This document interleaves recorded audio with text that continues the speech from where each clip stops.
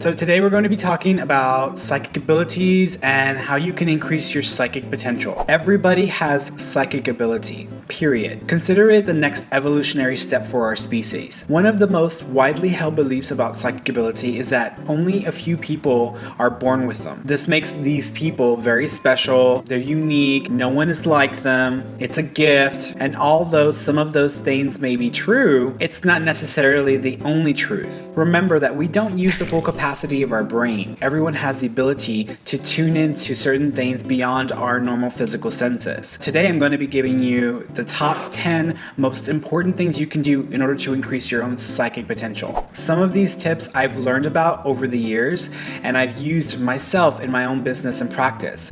Tip number 1 is get some Salvador Dali. Not the art, but the perspective. In the early 1930s, there was an artist movement called surrealism. These artists would create works of art that meshed a dream with reality. There was a lot of use of symbolism, and most of it was not logical. It made absolutely no sense. Whenever you're dealing with psychic ability and receiving information beyond the six senses, you have to understand that sometimes it's not going to make any sense whatsoever. What happens is psychic ability is received through the random, artistic, creative part of the brain. And once this information is received, it's not a complete picture, it's not a total package. You're going to get bits and pieces. Your creative, artistic, emotional side of the brain is going to receive the information, and then that's going to get translated over to the logical, rational side of the brain. That's when things get tricky and people start to find themselves getting lost or getting in trouble at that point because they're trying to make sense of information that's just not going to make any sense. So having a random mind is perfectly okay. There's nothing wrong with that at all. I spent years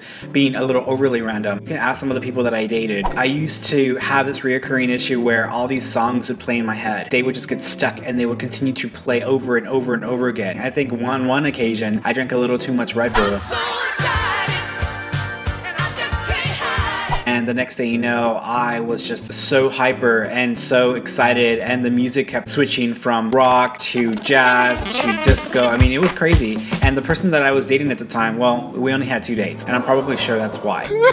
What was happening is my brain was tuning into certain information. I just didn't know what that was. Number 2 is you gotta remember to daydream. Imagination activates the third eye, or the part of the brain that processes psychic data and information. When you daydream, you're basically using the part of the brain that is the psychic muscle, and it starts to get stronger over a period of time the more you use it. It also allows for creativity and random thoughts to appear in your awareness. Number 3 is make peace with your monkey mind. Thoughts are the best way to understand psychic information or data. Do you know whenever you're watching the news and there's a ticker tape at the bottom of the screen that shows all the stock prices? Your thoughts operate on the same mechanism. Whenever you go through your day, thousands and thousands of thoughts run through your head. And some of the thoughts that you have are not yours. What? Yes, I know, that's confusing. Usually, you direct your own thoughts based off of your day-to-day experiences. Instead of you directing your thoughts, you actually allow yourself to receive thoughts. And this information isn't coming from your own mind. Some of the information that your brain receives immediately gets absorbed into your own thought processes.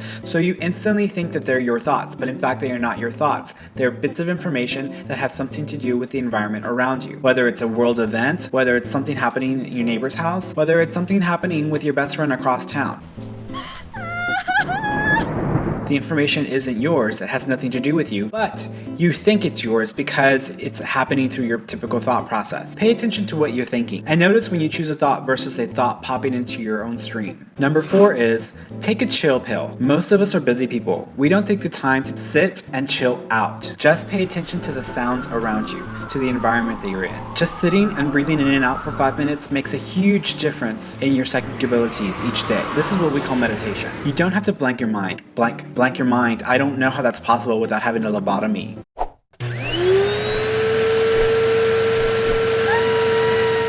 Many meditators think that they have to have no thought or they have to silence their thoughts altogether, and that's actually the opposite of what you should be doing if you want to be more psychic or you want to be a medium. So you really have to make peace with your thoughts and be okay with what is happening in your brain. Just sit, Breathe, chill, and pay attention. Don't react. Don't take that thought bait and start strategizing over the issues going on in your life. Just chill and be aware. If you can't do that, then you're just lazy and I can't help you. Number 5. Dear Diary. When you have a random thought, feeling, or idea in your head about something you see in the news, then write it down and date it. That crazy dream about the Pope wearing Lady Gaga's shoes? Write it down and date it. Heck, you can even sit and write down all of your thoughts for 5 minutes. You'd be surprised at the little random stuff that pops into your head. Not only are you keeping track of the information that you sense over a period of time, but you're also training yourself to pay attention to your thoughts and just be aware. Number 6. Watch your back.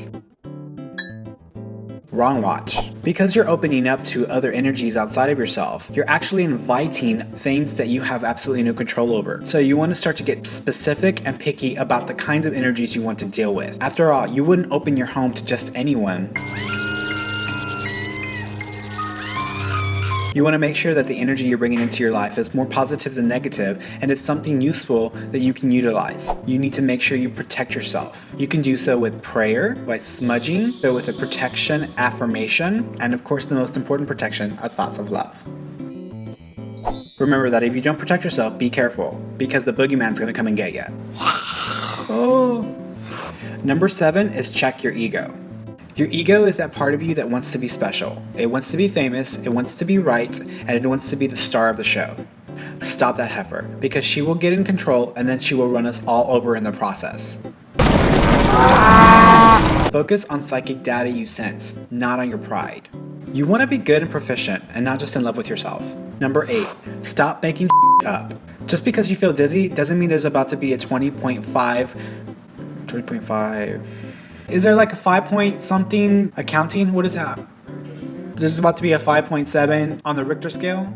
Just because you're dizzy doesn't mean there's about to be a 20.5 earthquake on the Richter scale and LA is about to fall into the ocean. Sensing stuff is one thing. Don't weave it into a story that you've completely made up just because you need it to make sense somehow. Most of the time it's not going to be correct. It's not about making sense, it's just about describing what you get. It's all about the details and sharing that information. Number 9 is jam to the right beat. Did you know that we are all talking, walking antennas? We broadcast signals and receive signals all day long. In order to tune into the right signal, your brain has to be locked into the right frequencies. Meditation helps. Daydreaming helps. Sound can lock you into the right frequencies almost instantly. It is now understood that the brain creates waves that resonate at certain frequencies. Psychics and mediums sustain certain kinds of frequencies whenever they're doing their kind of work. These frequencies are what we call waves. Those frequencies are usually between alpha 10 Hz and theta 5 Hz. One of the best ways to train your mind to these frequencies is to use brain hemispheric synchronization technology. Back in the 70s, the US military created a secret spy program called the Stargate program,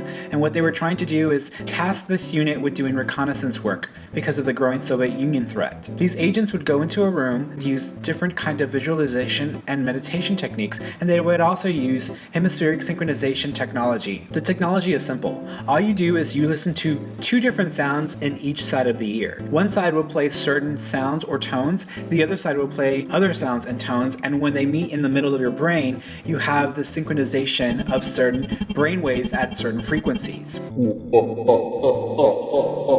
Number 10, just ask. Believe it or not, your intention, your focus is your most powerful tool. All you have to do is intend to tune in using your psychic senses, and your brain will take its cue from you. If you want to know about something, then simply ask a specific question, and then pay attention to the responses you get using your psychic senses. It may not make a whole lot of sense at first. You have to take the time to understand the symbols, thoughts, and ideas that your mind is trying to give you. At some point, you'll have enough puzzle pieces to put together a larger picture, and then you can make an educated assumption about what you feel may be going on. Most of the time when you visit a psychic, they're getting all this feedback and information from their psychic senses, and all they can do is make an assumption or a best guess as far as what they feel will be happening regarding the past, present, or your future. Remember, nothing is for certain, and there is no such a thing as fact in the psychic world. Again, these are the top 10 tips that I feel will best benefit you as far as developing your psychic abilities. Thank you so much for watching. I'll see you next time.